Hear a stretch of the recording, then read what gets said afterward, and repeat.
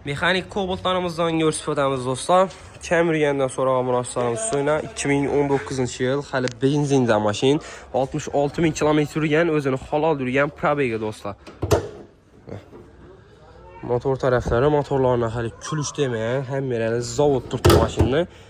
Kraskələri 100% saza, ustalarca göstərib, dişitir bala varsa 4 dənə balon yaxşı halətdə işləri döşəlgən, çixol, polik, neonim, kondisyonerləri həm mərsəsi işə tutdu. Mexanik korobka, video registrator, həm mərsəsi bu maşindir.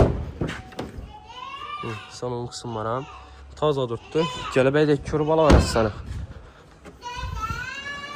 Benzində. Olsa, zapaskiya bonları əli yerə düşməyə 2019-cu yıl maşin. Mexanik korobka. Baxası 126 milyon son. Maşinimiz qoşub rəftar etdi, satıb qoyuldu. Gəlib ala varsa, kovultlarımızdan fibrlarımız kör.